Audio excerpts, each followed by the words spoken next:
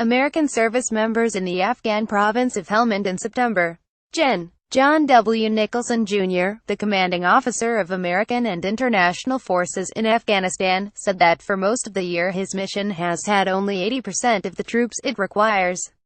Andrew Renison, Getty Images, Brussels. Nearly 3 months after President Trump announced his new strategy for the war in Afghanistan, the United States and its international allies are still trying to come up with the troops required to carry it out. The relatively few American and international troops in Afghanistan are charged with training the Afghan military and with helping them beat back Taliban forces. With the militants at their strongest level since the start of the war in 2001, the issue of troop levels has renewed importance. We've fought most of the year, John W. Nicholson Jr., the commanding officer of American and international forces in Afghanistan, told reporters in Brussels on Wednesday. However, at the lowest level of capability that we've ever had in the past 16 years. Since February, General Nicholson has requested several thousand additional troops for the mission, to break what he calls a stalemate in the Afghan conflict. Mr. Trump announced the new strategy for Afghanistan in August, and authorized an American troop increase of roughly 3,000. Though military officials deem that increase necessary, the Pentagon has also stressed that for the American-led mission to succeed, more international forces, chiefly from NATO members, would be required. For most of this year, General Nicholson said, the mission in Afghanistan has had only 80% of the troops it required. He said he had asked NATO members and other countries involved in the conflict to send more SOLRs, but we're still waiting for this to all play out. There are more than 14,000 American troops in Afghanistan today, including some who are part of a counterterrorism mission, and roughly 6,500 forces from NATO and other countries. Most of the unfilled positions would be for training Afghan security forces, whose future success is one of the pillars of Mr. Trump's new South Asia strategy. On Thursday, even though the NATO Secretary-General, Jens Stoltenberg, said the alliance was committing more SOLRs to Afghanistan, American officials said efforts to reach the required troop levels were continuing.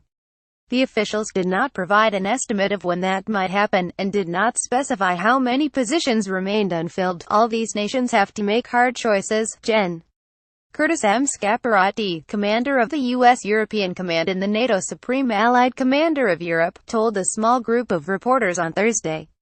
The shortages include personnel to train parts of the Afghan security apparatus, like the Afghan Special Operations Forces and the Afghan Air Force, both of which have been championed by American and Afghan officials, including President Ashraf Ghani, as integral to the country's four-year roadmap to drive violence down. We need our allies to fill these billets, General Nicholson said, so the Americans can do the things that only Americans can do, specifically the use of U.S. authorities in support of the Afghans. The commander added that he could hire contractors to fill some of the positions, if needed, or could divert American forces on the front lines in Afghanistan to re-area training roles, choices he added he hoped to avoid. The NATO troop shortage is not new. It has plagued the American-led mission in Afghanistan since the alliance decided to aggressively start training the Afghan military. From 2009 to 2014, NATO was unable to fulfill its troop requirements, leaving, at times, thousands of key training jobs vacant, according to a recent report by the Special Inspector General for Afghanistan on lessons learned from the American involvement there. The government watchdog attributed the insufficient staffing levels to diminished political support in countries contributing troops, and to deployment costs. With the war in Afghanistan now in its 17th year, there is little indication that the staffing problems will not affect Mr. Trump's strategy, or that a few thousand more troops to fight or advise will turn the tide of the longest war in United States history.